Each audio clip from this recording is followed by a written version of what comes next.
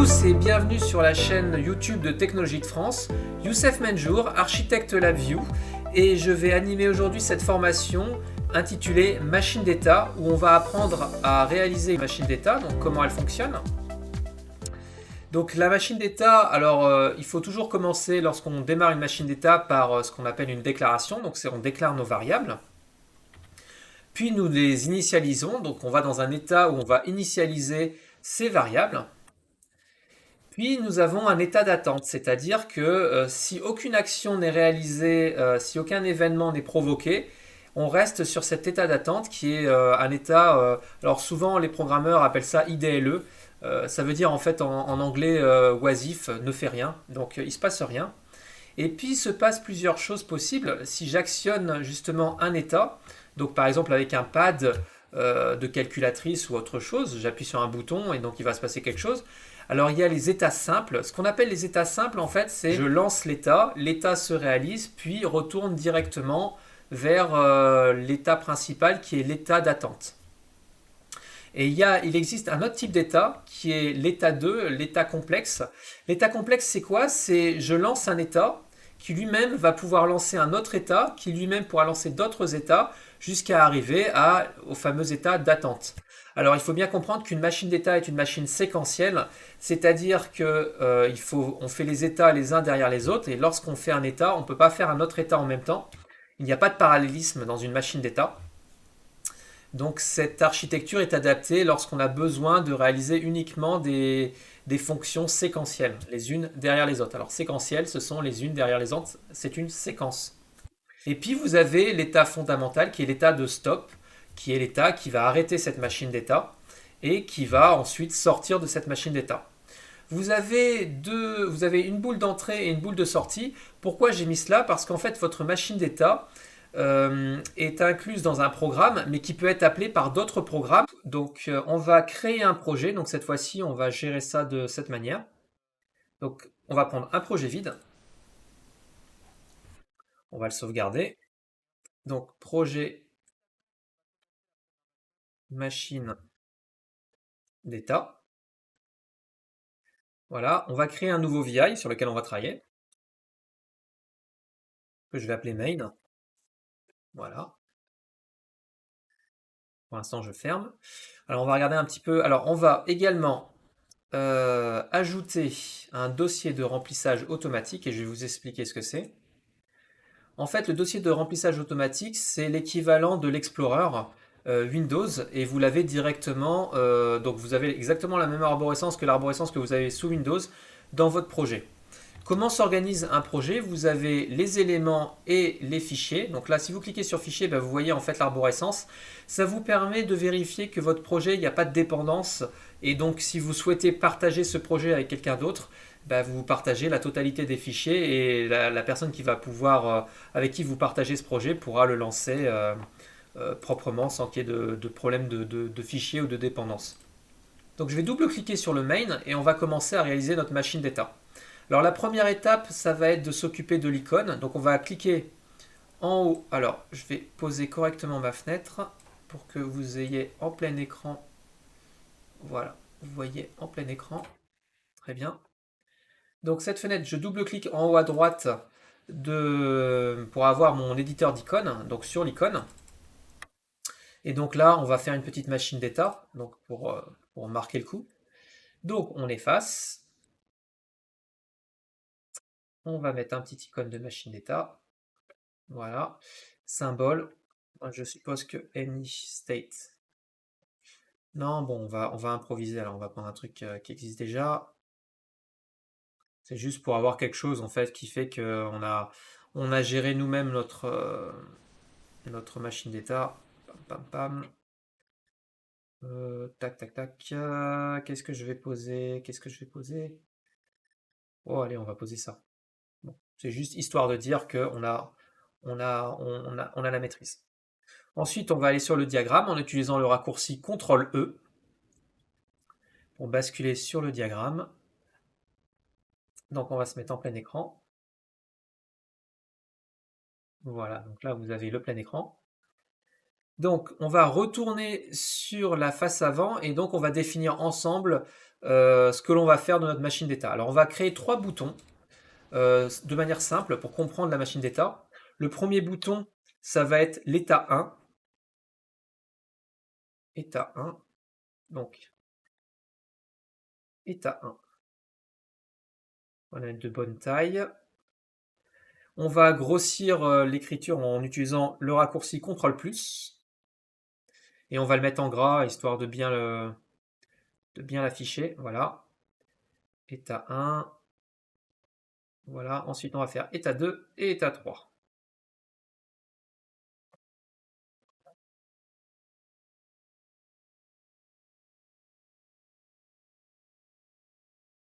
État 2. État 3. Donc, il est plus nécessaire d'afficher les étiquettes. Voilà. Donc, ce qu'on va faire, on va créer un indicateur. Donc là, cette fois-ci, on va utiliser les indicateurs. Alors, je vais utiliser moderne. Ouais, on va utiliser une LED circulaire. Alors, pour information, pour rappel, pour que je puisse avoir directement cet afficheur comme cela, il faut cliquer sur la petite broche là. Vous allez dans personnaliser, changer les palettes visibles et là vous choisissez NXG et vous enlevez, vous décochez, vous cochez NXG, le style NXG et vous décochez le reste et donc du coup vous aurez par défaut NXG. Ce qui est très pratique en fait, ça évite à chaque fois de chercher.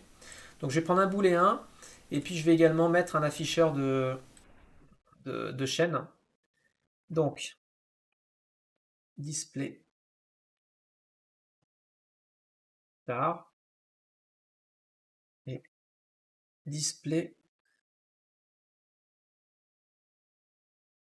ball. On retire les étiquettes, c'est plus nécessaire. À partir du moment où on a bien nommé les choses, il n'y a plus nécessité de garder les étiquettes. Voilà, on grossit encore un petit peu peut-être. Voilà, donc là on a notre bouton.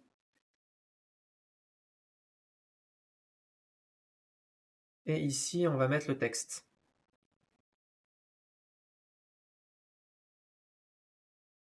Alors, je veux qu'il s'affiche plus gros, donc CTRL+, CTRL+, CTRL+, et on va le centrer, hop,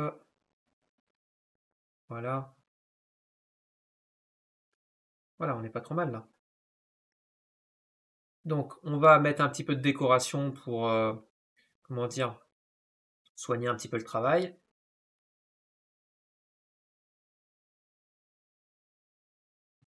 C'est en arrière-plan. Verrouiller.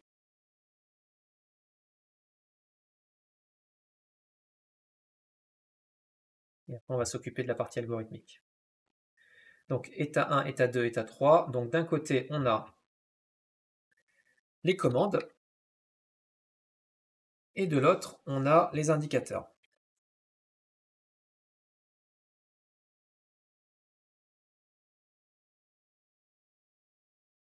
Alors, on va les rapprocher les uns des autres.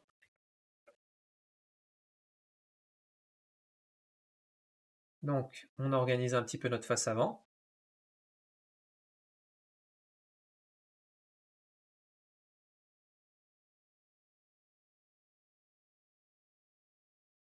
Voilà, comme ça, j'y mets mes commandes. Et pour les indicateurs,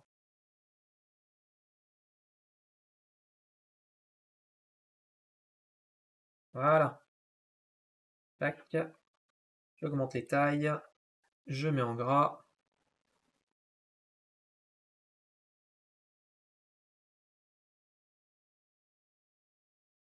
Voilà, on va centrer tout ça correctement. Pareil pour là. Voilà. On s'est fait une petite interface très rapide en moins de 5 minutes, quoi. Quelque chose de propre. Voilà, et on va y ajouter state machine. Voilà. On va également, propriété du VI, y mettre un petit commentaire. Machine d'état simple. Voilà. Comme ça, si je fais un CTRL H pour pouvoir afficher mon aide contextuelle et si ce VI, je le transforme en sous-VI, bah, je pourrais simplement, en passant la souris dessus, machine data, et je peux mettre tous les commentaires que je souhaite pour pouvoir comment dire, bah, mettre une explication et pour que mes utilisateurs sachent comment marche ma machine data. Très bien. Maintenant, on va basculer de l'autre côté et on va réaliser notre machine data. Alors, il nous manque peut-être une dernière chose, c'est la gestion des erreurs, la gestion des exceptions. Donc, alors, on va ranger un petit peu d'abord. Voilà, on range un petit peu tout ça. Comme ça, on se prépare à réaliser notre machine data. Donc, on part from scratch. Donc, on va terminer notre préparation avec une entrée et une sortie d'erreur. Et puis, comme toujours, une petite manipulation si on veut créer une erreur. Hop. Voilà, comme ça, on fera un état d'erreur. Étiquette, bouton, error. Voilà. Et on va le mettre, ouais, on peut le mettre là. Et puis, il va nous manquer un dernier bouton qui est l'état stop pour pouvoir quitter tranquillement notre programme. Donc là, on va faire un bouton stop. Donc, ptn underscore stop. Voilà, j'ai comme ça, j'ai pu préparer tranquillement tout ma face avant. Et comme ça, on va pouvoir se concentrer. Comme ça, on va pouvoir se concentrer sur l'algorithmie. Voilà, on le met en gras et on a terminé pour cette partie. Là, on n'a pas besoin de voir les étiquettes.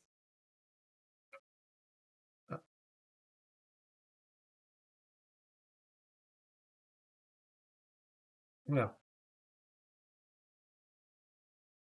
Voilà, et là, je ne veux pas voir les étiquettes non plus.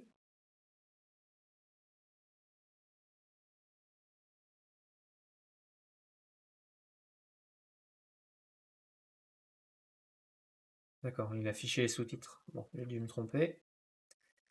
Hop, hop, hop. Voilà, donc là, on va y mettre un tout petit peu de décoration et c'est terminé.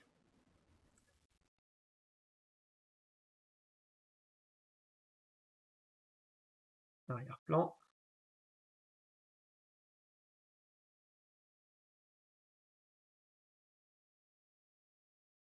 Donc, on va mettre un bouton d'arrêt ici. Ici, les erreurs. Donc là, c'est si on veut créer des erreurs. Error commande. Voilà, c'est vraiment juste pour bien comprendre comment ça marche. Donc le but du jeu aujourd'hui, c'est si j'appuie sur état 1, état 2, état 3, va s'afficher état 1, état 2, état 3. Donc on va se retrouver dans les états. Et puis si je clique sur état 1, état 2, état 3, suivant que je définisse qu'on allume ou pas la LED, donc on va jouer sur l'indicateur. Et puis si j'appuie sur erreur, on peut afficher un pop-up qui affiche l'erreur. Donc on va réaliser cela avec une architecture de machine d'état.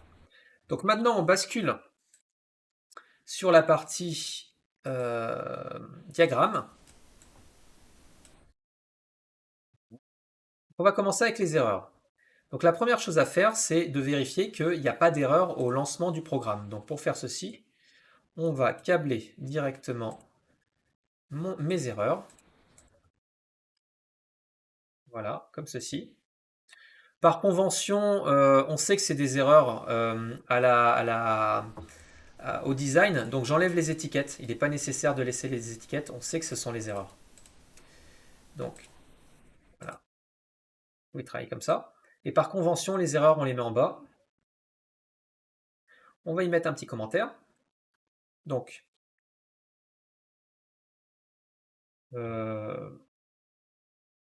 exécution du programme. Entre parenthèses, pas d'erreur. Et de l'autre côté, on va écrire non exécution du programme entre parenthèses, erreur.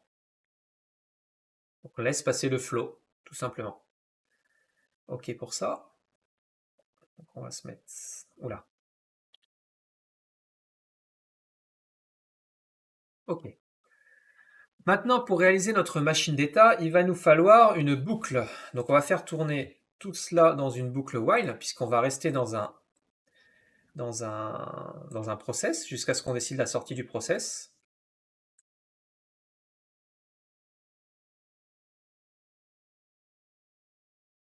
Hop, voilà. L'itérateur, je le fais disparaître parce que j'en ai pas besoin. Donc on va, hop, on va prendre la place. Hein.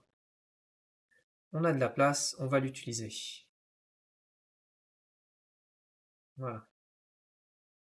Donc pour rappel, pour pouvoir prendre de la place, vous restez appuyé sur la touche CTRL, bouton gauche de votre souris, et donc ça vous permet de prendre la place dont vous avez besoin.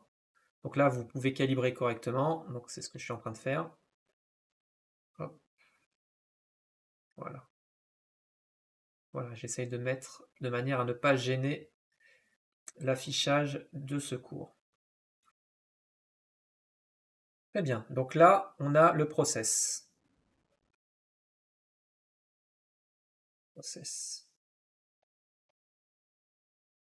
En process loop, on va dire. Voilà. Donc on a le process loop. Pour l'instant, on n'a pas branché, on va s'en occuper. Donc, ce dont on va avoir également besoin, finalement, je vais avoir besoin de mon itérateur, puisqu'il y a un état d'initialisation.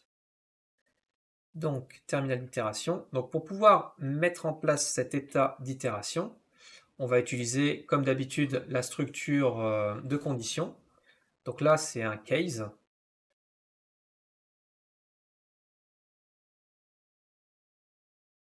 Remplacer. Donc là, on est sur le cas 0. Et là, on est sur le cas par défaut. Donc, je vais mettre également un commentaire. Donc là, déclaration variable.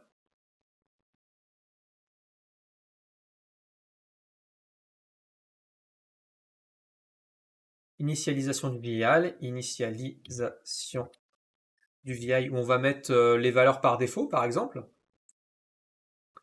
Donc, comment on fait pour mettre les valeurs par défaut? On va dans le contrôle d'application, nœud de méthode. Voilà, on prend la référence de ce VI. Pas besoin d'afficher l'étiquette.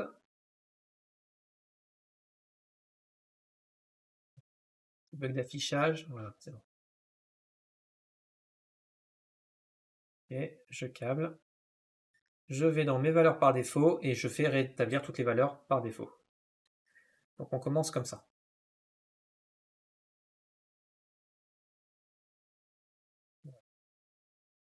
Par défaut, pour l'instant, on n'a rien fait. Voilà, on initialise. Donc pour le moment, on se contente d'initialiser. Donc initialiser, déclaration de variable. Pour l'instant, on n'a rien à déclarer. Ça va venir, on verra ça plus tard. Maintenant, on va dans notre machine d'état. Alors notre machine d'état, comment elle va être gérée? Elle va être gérée avec un énumérateur qui va décider dans quel état on va. Alors je vais d'abord faire et après je vous explique. On prend un énumérateur, étiquette, state. On va éditer l'élément et là on va écrire les différents états. Donc j'ai l'état 1, j'ai l'état 2, alors l'état 1 on va le mettre vers le haut, j'insère, j'ai l'état 3, donc j'ai 3 états pour 3 actions différentes, placées vers le bas. Alors on va être cartésien, c'est-à-dire qu'on va séparer les tâches de manière à ce qu'une tâche est la plus simple possible. Donc on va créer un état qu'on va appeler display, qui est l'état de mise à jour en fait de l'affichage.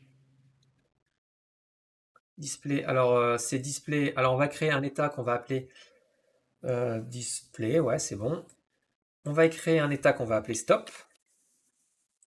Et on va créer un état qu'on va appeler error. Bouton stop, stop, bouton error, error. état 1, 2, 3, il va se passer quelque chose dans le display. Tac, tac, tac. Et on va créer le fameux état IDLE, qui est l'état principal lorsqu'il ne se passe rien. Ok, donc là on a tous nos états. On va apprendre une nouvelle chose, on va créer, on va changer et faire de cette énumération un type def. Alors je m'explique pourquoi. Imaginez, alors je vais vous expliquer ce que c'est qu'un type def, mais d'abord je vais vous expliquer une autre problématique pour que on y aille. Imaginez, j'oublie un des états. Je réalise ma machine d'état. À plusieurs endroits de mon programme, je vais devoir utiliser cet énumérateur qui va être copié un petit peu partout. Je m'aperçois une semaine ou 2 semaines après avoir écrit mon programme qu'il me manque des états. Je vais vouloir ajouter ces états. Le souci, c'est que je vais devoir modifier toutes les variables qui ont été justement tous mes énumérateurs pour qu'ils soient tous identiques. Ça va être un gros problème. Donc la solution, c'est quoi? C'est de définir un seul énumérateur qu'on va appeler un type def, un contrôle. Et ce contrôle, qu'est-ce qu'il va faire en fait? Eh ben, lorsqu'on voudra agir, on agira uniquement sur celui-là et il mettra à jour l'ensemble des énumérateurs qui font référence à cet énumérateur. Et donc pour faire cela, on fait un bouton droit et on fait en faire une définition de type. Ensuite, on fait ouvrir la type def et donc là, ça va m'ouvrir une petite fenêtre de commande. Donc là, je vais changer. Alors, je suis dans l'éditeur d'icônes. Donc, comme toujours, j'efface tout. Je vais dans les modèles. Je prends le modèle le plus simple. Je vais vous montrer en fait comment on standardise. Je choisis une couleur, peu importe. J'écris CTRL CTRL par convention. Et là, en fait, c'est state. Là, on a le state. Je sauvegarde. Là, dans mon application, dans mon répertoire, je vais créer un nouveau répertoire que je vais appeler contrôle. Donc CTRL. Contrôle directement. Voilà. Et à l'intérieur, je vais taper CTRL underscore. Donc c'est une convention. CTRL underscore et là c'est state. Voilà, donc là j'ai mes états. Si je veux utiliser, je peux glisser. Et vous voyez, je peux en glisser plusieurs.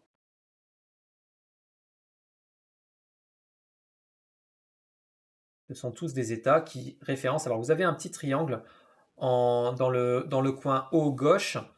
Vous voyez, c'est un petit peu rempli. Donc ça veut dire en fait que c'est un contrôleur. C'est un type def. Donc ce type def, on va le mettre dans la définition. On va le définir et on va l'injecter dans un registre à décalage. Alors, remplacer par un registre à décalage. Voilà. Et à l'initialisation, je vais à l'état. Alors, qu'est-ce que je dois faire à l'initialisation? Je vais à l'état. Ah ben voilà, il me manque. Voilà, on est dans un cas justement où il me manque un état. On avait dit qu'en fait, on avait d'abord une déclaration. Donc là, on est justement dans l'état de déclaration. Et après, on a une initialisation des valeurs qui peuvent être nécessaires. Donc là, je vais devoir créer un nouvel état. Donc je fais ouvrir la définition de type. Je modifie directement ici. Donc je vais faire éditer les éléments. Donc moi, c'était initialisation. Donc je fais insérer.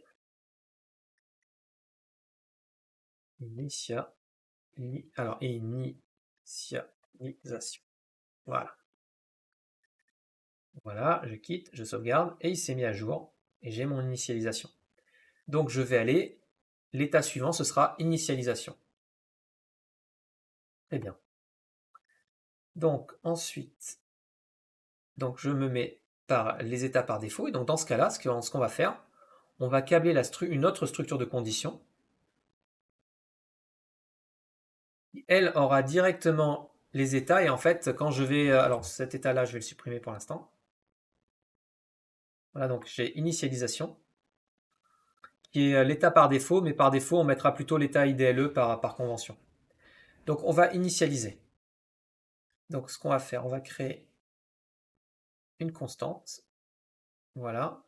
Et à la sortie de cet état, une fois que j'ai réalisé cet état, bah, je vais appeler un autre état.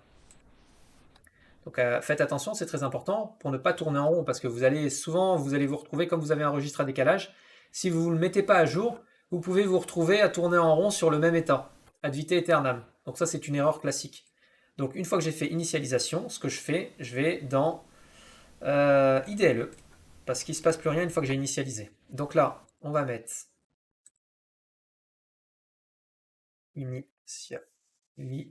initia state. Voilà. Sur le côté, je vais commencer à faire de la doc. Donc, ce que j'ai fait, moi, dans un premier temps, j'ai été dans l'état... alors, c'est pas initialisation, c'est déclaration. Alors, initialisation du VI, mais c'est pas initialisation state. Donc, j'étais dans déclaration state.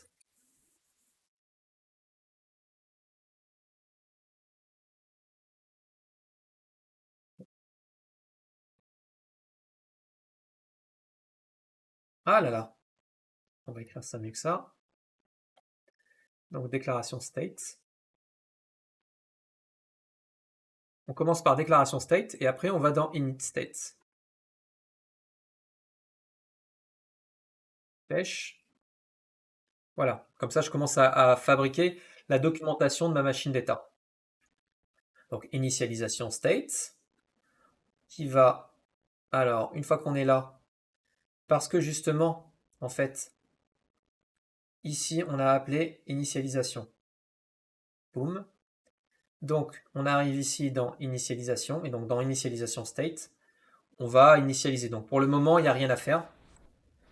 Donc, pour le moment, il n'y a rien à faire. Il faut aussi dire qu'on ne sort pas de la boucle. Donc, on met à faux.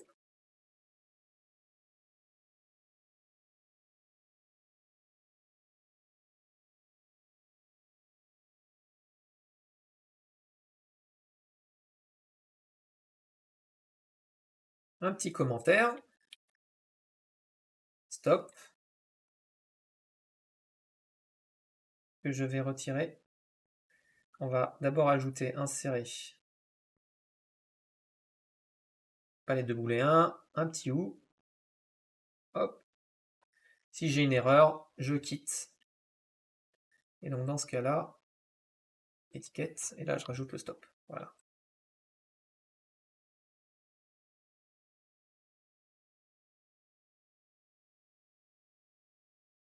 Voilà. Et pour apprécier, on n'oublie pas CTRL ALT et clic droit de la souris pour le raccourci.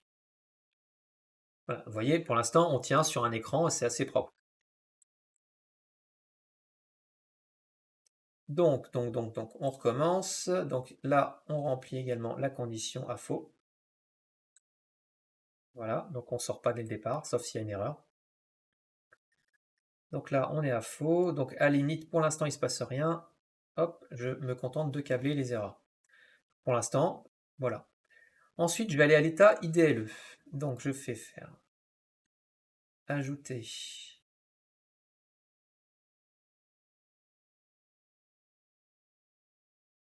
alors attendez. Tac, tac, tac. Le problème, c'est que comme j'ai mis dans mon typedef IDLE à la fin, si j'ajoute, il va ajouter dans l'ordre. Donc je vais changer l'ordre justement. Donc pour faire cela, je vais aller dans ouvrir typedef. Ici, on va éditer l'élément et on va remonter l'IDLE. Puisque après l'init, je vais faire le IDLE. Ok. Et après l'IDLE, je vais faire le stop. Donc, si je veux pas être entre... Merde. Oula. Si je veux pas être emmerdé, il faut que je mette dans le bon ordre.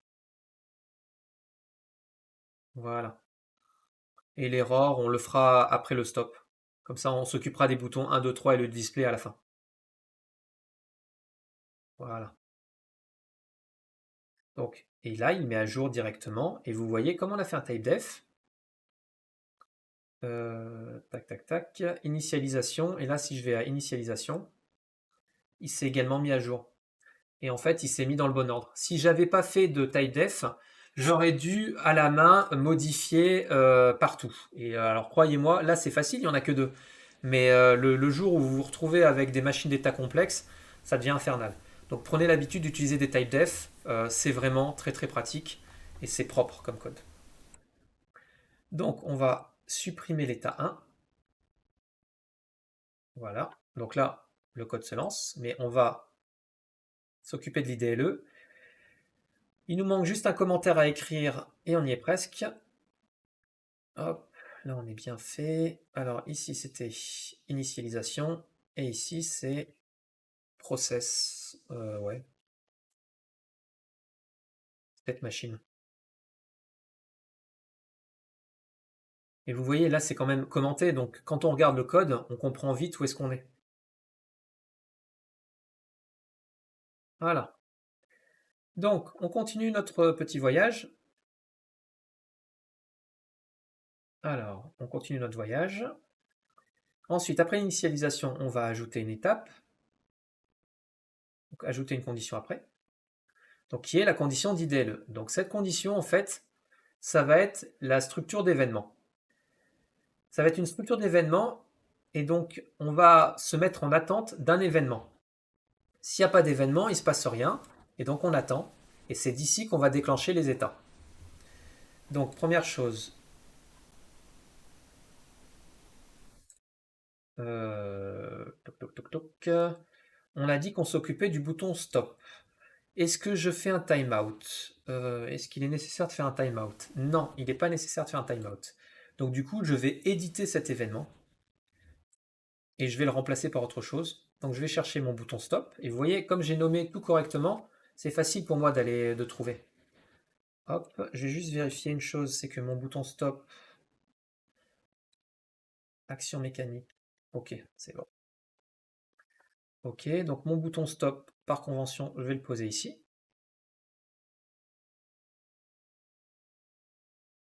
Voilà, ici.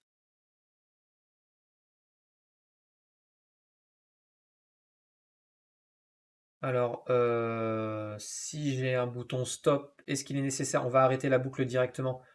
Donc, je vais simplement... bon, je mets stop comme état. Ah non, non, je mets stop comme état et c'est au stop, c'est à l'état stop justement que je vais arrêter ma boucle. Oui, autre chose. Là, maintenant, on va prendre l'habitude d'utiliser la structure d'événement uniquement pour lancer un état. On ne va plus rien faire dans la structure d'événement. Il faut vraiment bien séparer les choses pour être propre dans notre programme. Donc la seule chose qu'on a faite là en fait, en appuyant sur le bouton stop, on va aller à l'état stop. Donc on va ajouter cet état stop. Donc là on enclenche l'état stop. Donc on va mettre un commentaire. Alors hop, on peut enlever le nœud, il n'est pas nécessaire. Donc le commentaire qu'on va mettre c'est événement stop. Et l'événement stop lance l'état stop. Donc là je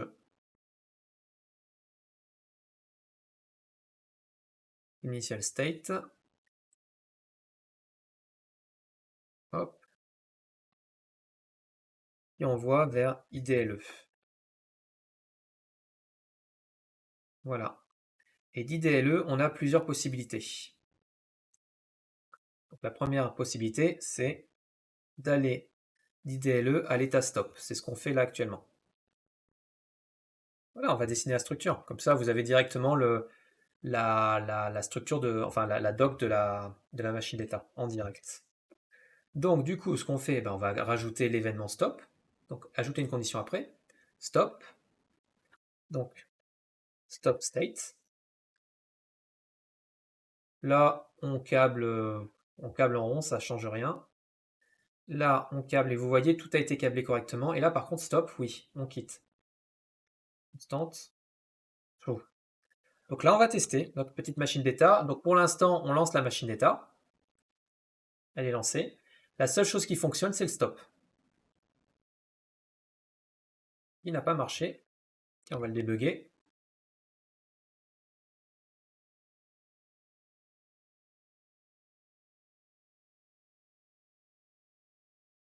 Et on va le débugger en direct, c'est intéressant. On va voir ce qui n'a pas fonctionné. Alors, j'active la loupiote et j'appuie sur arrêter.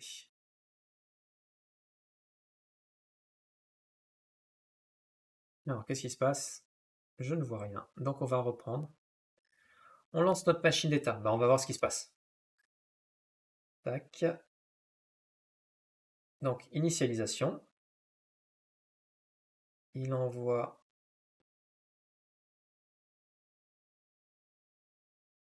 Attendez, il y a un truc qui va pas.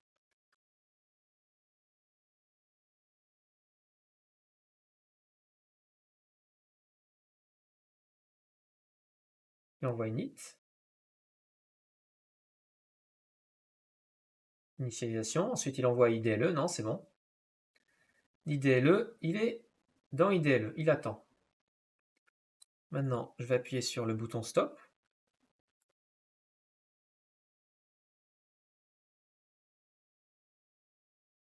Il fait rien.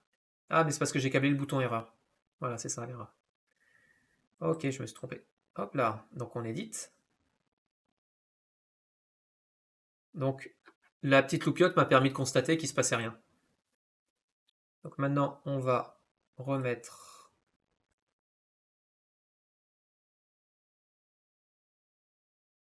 Oh, il n'est pas nécessaire d'avoir le plein écran en fait, il est. l'IHM est petit. Voilà. Donc je lance et j'arrête. Voilà, ça marche. Donc le réflexe que vous devez avoir si vous avez un bug, c'est d'utiliser la petite loupiote pour voir le comportement de votre système. Ça permet de rapidement voir ce qui se passe. Donc là, vous êtes en mode debug. Donc on arrive à arrêter. On va ajouter quel état du coup? Dans l'ordre, on avait dit l'état erreur. Donc ce qu'on va faire le bouton stop. Voilà. Donc on va faire le bouton stop. Donc on va ajouter un nouvel état. Maintenant qui est l'état error. Voilà. On n'a pas besoin de voir le nœud de données d'événements, puisqu'on n'utilise pas les références. Cette fois-ci, on n'utilise pas cette technique. Donc si c'est error, on va aller à l'état error.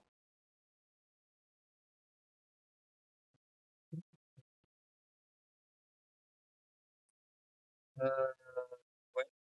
On fait un état error. Oui, on va écrire une erreur. On va faire ça. Ok, c'est parti. Donc là, on va error. Voilà. On câble évidemment notre erreur. On crée une constante qu'on met à faux. On crée, ajouter une étape après. Donc, error state. Donc, error state, elle renvoie à IDLE une fois qu'elle a terminé. D'ailleurs, même le stop, hein, par convention, même si on sait qu'on s'arrête, on retourne directement à IDLE. Hop, hop. On va le faire, on va simplement faire la convention. Donc moi ce que je veux c'est mon erreur, voilà. Et donc je ne sors pas, c'est volontaire. Par contre ici je vais créer une erreur. Comment je fais pour créer une erreur? Donc on va prendre, hop,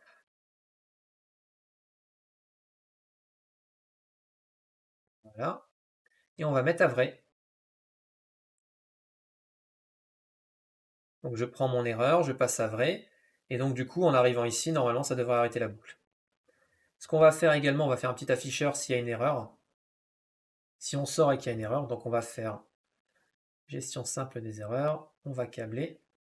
Et donc si on appuie sur stop et qu'il n'y a pas d'erreur, ce VI ne s'enclenchera pas. Donc, CTRL H si vous voulez l'aide pour comprendre ce que fait le gestionnaire d'erreurs simple. En gros, pour la faire courte, s'il y a une erreur, il va afficher un pop-up.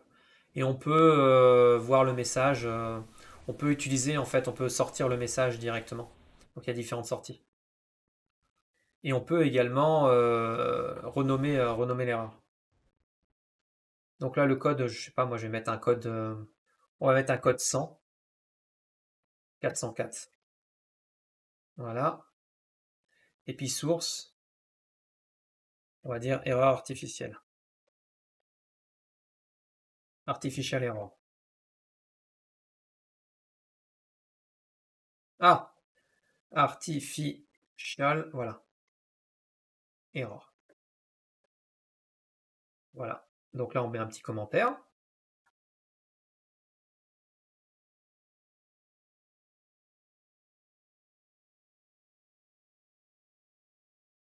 Création de l'erreur. Voilà. Donc on copie ici. Ah, on va faire stop.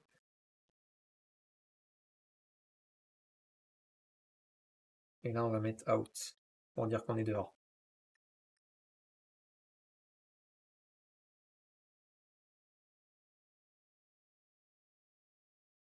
Comme ça, je fais un copier-coller. Ah, comme ça, je fais un copier-coller. Et là, c'est dans le cas d'une erreur. Error. Et là, on va dire plutôt pop-up. Pop-up et out. Il va y avoir un pop-up et out. On va décaler declaration state un tout petit peu. Voilà le programme. Et voilà, on est bon. Donc, on a créé l'erreur. On va vérifier si ça marche. Donc, je lance, arrêter, ça fonctionne. Je relance, error. Et là, j'ai mon petit pop-up. L'erreur 404 s'est produite. Artificial error. Tout simplement. Ça a marché. Et là, vous le voyez ici d'ailleurs s'afficher 404 artificial error.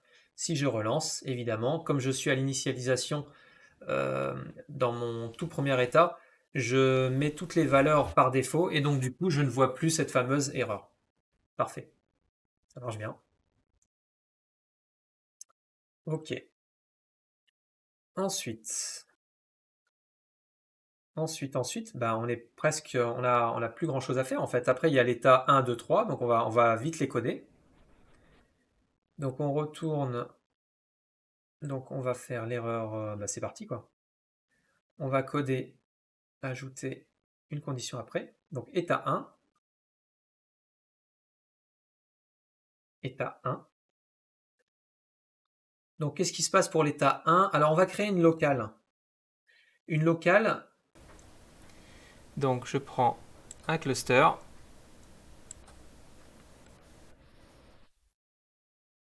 À l'intérieur, je vais y mettre un booléen.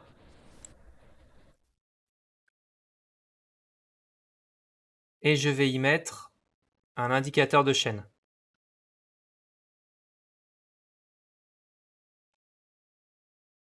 Je réorganise mon cluster. Voilà. Et je le transforme en typedef. Voilà. Donc là, on va ouvrir le typedef. Voilà, modifier. Alors, on va commencer par tout effacer.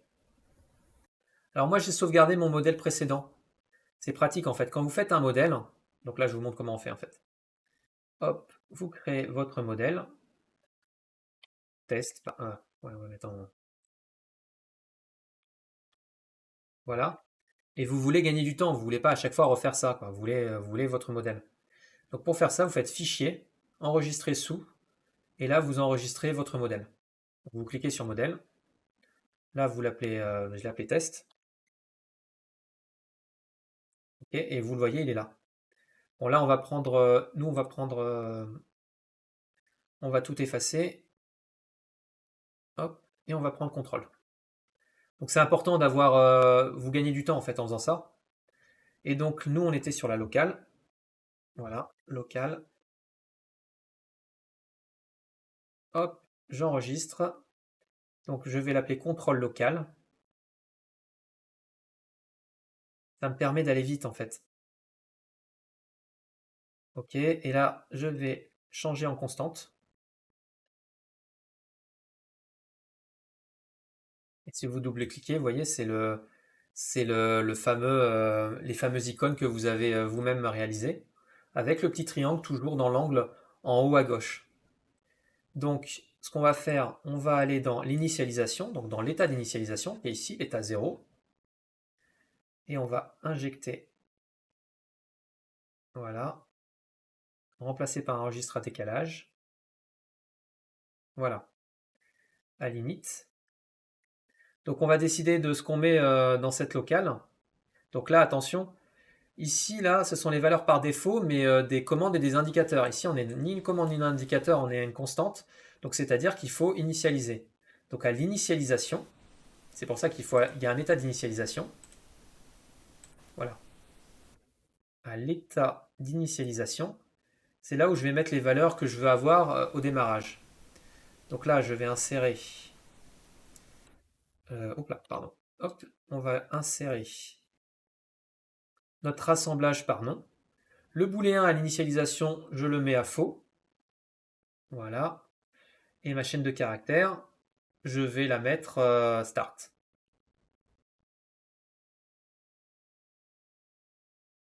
Et je vais appeler ça start. Donc va s'afficher en fait start. Et à ce moment-là, on ne va pas aller à l'IDLE, on va aller au display. Donc on va devoir éditer parce que le display, on va devoir tout de suite le faire. Sinon, on ne verra pas le résultat de ce qu'on vient de réaliser. Éditer l'élément. Je prends mon display, je le mets. Voilà. Je sauvegarde. Et tous mes énumérateurs ont été mis à jour. Donc ensuite, on retourne dans initialisation, c'est bon. Du coup, état 1, pour l'instant, on câble ça. Ah bah, en fait, on va supprimer état 1 pour l'instant. Voilà. Le stop, lui, ne fait rien. Quoique le stop, on pourrait... Ouais, si. Le stop, il fait rien. Voilà. Et évidemment... Alors, bouton erreur. Donc là, on va traverser. Hein. Donc, on ne casse pas le flux.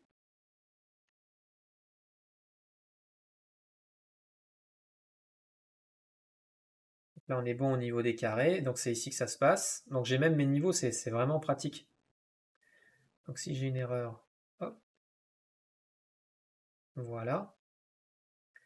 Donc du coup, initialisation, je demande un display.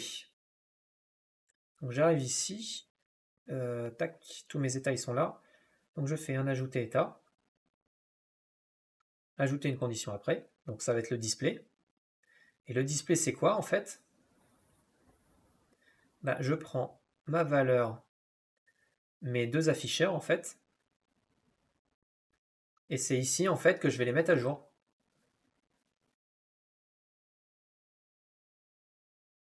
Les 1 et char. Là, on est dans un état d'affichage. Donc, display state, mise à jour de l'affichage.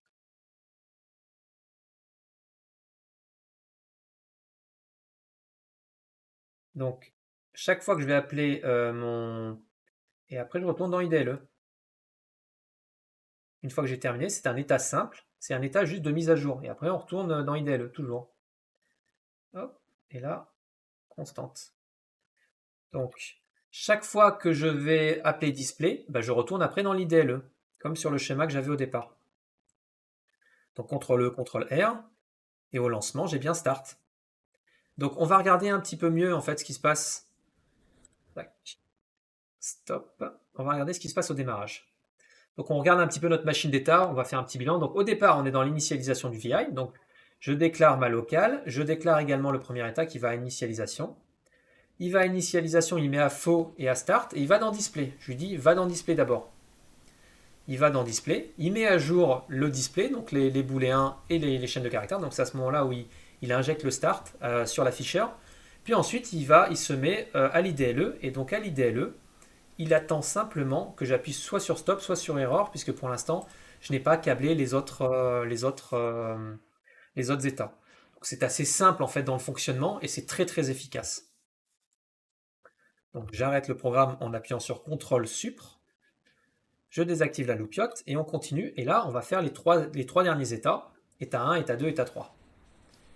Donc, on va commencer par état 1. Ajouter une condition après. Pour faire un tunnel, vous faites un bouton droit. Tunnel lié, tunnel d'entrée lié. Et là, vous faites créer et câbler. Ça veut dire que si je crée un autre état, ajouter une condition après, c'est déjà câblé. Une fois qu'on a fait ça, on va dans état 1. Donc on n'a pas besoin. Par contre, pour les erreurs, c'est important. Ça, il va le faire. Hop. Voilà. Donc déjà, par défaut, il me câblera les deux. Ce qui sera déjà pratique. Je vais gagner du temps, en fait.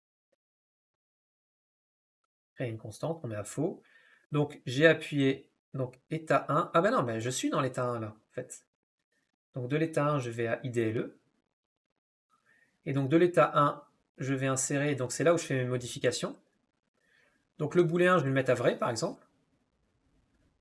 Donc quand j'appuie sur état 1, je mets à vrai. Et puis la chaîne de caractères, je vais écrire état 1.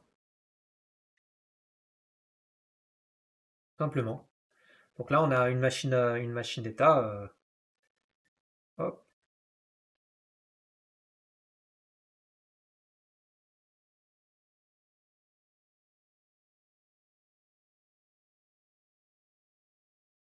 Voilà. État 1. Donc de IDLE, je vais à état 1 et d'état 1, je vais à IDLE, tout simplement. Non, pas du tout. Je vais à display plutôt. Et de display, je vais à IDLE. Puisque une fois que j'ai fait quelque chose, je veux l'afficher. Donc il faut que je l'affiche. Hop. Et ça va être pareil pour état 2 et état 3.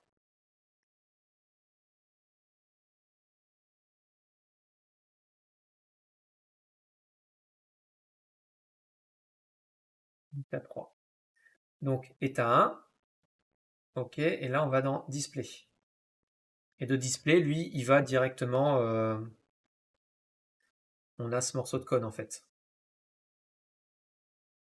Si on appelle display, display va à IDLE. Donc ça en fait c'est un diagramme qui permet de voir ce que la machine d'état fait. Hop, on le regardera un petit peu plus dans le détail tout à l'heure. Tac, tac, tac. Je vais poser ça là. Voilà, ça c'est ma doc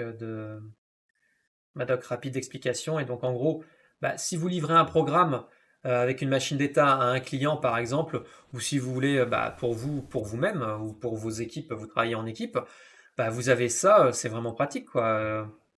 On peut tout de suite savoir ce qui se passe quoi. Sachant que même sans ça, si c'est codé proprement, on arrive à voir tout de suite ce qui se passe. Donc là, je vais dupliquer et me dépêcher de coder l'état 2. Donc l'état 2, hop, par contre je le mets à faux. Et puis l'état 3, bon c'est pareil, on va le dupliquer. Là je le mets à vrai. Ah. État 3 state. Voilà, donc là j'ai codé tous mes états. Voilà, on va dans la structure d'événements puisqu'ils sont encore là parce que par convention, en fait, quand je déclenche un événement, je dois ensuite aller poser directement ma commande dans l'événement. S'ils sont là, ça veut dire que je n'ai pas encore codé mes événements. Donc on y va. On va dans l'état IDLE. Dans l'état IDLE, on va faire un seul état, on va faire un seul événement, donc comme ça on va regérer avec la référence. Donc je vais faire ajouter une condition d'événement. Si j'appuie sur 1, 2 ou 3, ok, je vais utiliser la référence. Donc cette référence, je vais utiliser le nœud de propriété. Voilà. Le nœud de propriété, je vais regarder le texte booléen. Et donc dans ce cas-là, je vais faire un case.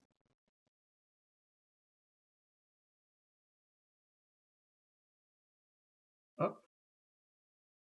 Donc par défaut, je ne fais rien. Donc je câble tout le monde par défaut. Hop. Donc je laisse passer le flux. par défaut est constant. Par défaut, je retourne à IDLE. IDLE, hop, on est bon. Par défaut, je vais à l'état IDLE. Je mets mon petit commentaire important. Donc là, on est sur btn state event. Ok. Défaut. Alors c'est vrai que ça fait très je répète. On répète beaucoup dans les commentaires. Mais franchement, c'est comment dire? C'est pas grave. Vaut mieux un code trop commenté que pas commenté du tout. Ça fait un peu excès de zèle, mais au final, on a quelque chose de très lisible et là, on est irréprochable. Donc ici, hop, et constante. Donc on va commencer par le premier état, état 1. Donc lui, il a en texte état. Alors on va essayer de pas se gourer. Hop. On va recopier directement. Donc si c'est état 1, bah, il fait ça. Je duplique. Si c'est état 2, il va dans état 2. Et puis si c'est dupliqué, état 3, il va à état 3, j'ai dupliqué trop tôt. Il y avait l'erreur aussi à câbler. Tac. Bon, c'est pas grave, je vais la câbler. Voilà.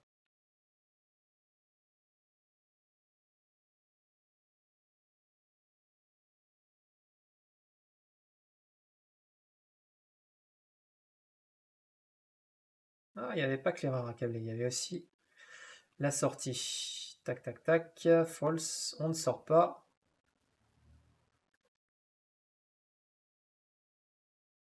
Et constante. Et constante. On ne sort pas. Créer constante. Voilà.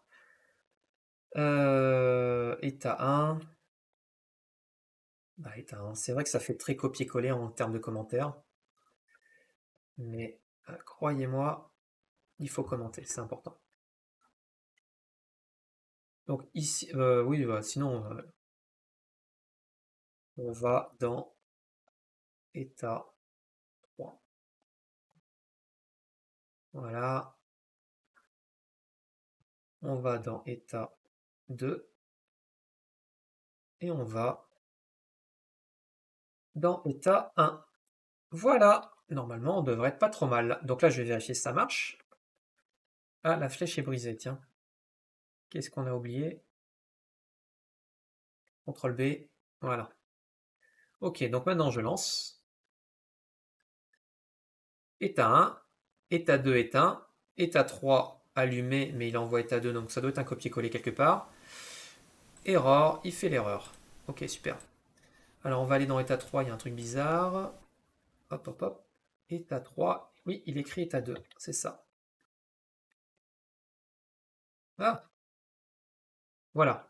Dernière chose, on peut permuter et réorganiser les conditions, donc l'ordre. Donc là, on est dans cet ordre-là. Si je fais ça, je suis dans le bon ordre, ok, très bien, super. Bah écoutez, on a terminé la machine d'état. Là, vous voyez ici la partie, la doc qui a été faite. Et puis ici, vous voyez directement comment on appelle ça, la machine d'état réalisée. Une chose qui est importante, c'est qu'on peut imprimer. Alors je vous explique. Si vous imprimez et que vous pouvez créer en fait toute la documentation de votre programme en utilisant imprimer. En fait, ça veut dire quoi imprimer un VI? Ben, il va générer en fait en fonction de tous les commentaires que vous avez posés, il va générer une documentation. Donc je vous montre vite fait. Suivant. Donc là, vous dites ce que vous voulez imprimer. Donc, éléments, face avant, icône, documentation. Donc là, on va mettre documentation. Ok.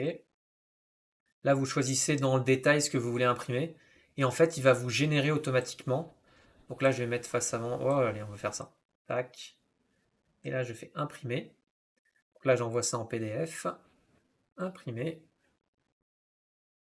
Hop. Alors, il va enregistrer. Alors, je vais lui dire directement, tiens, je vais envoyer ça dans ma machine d'état. La view document.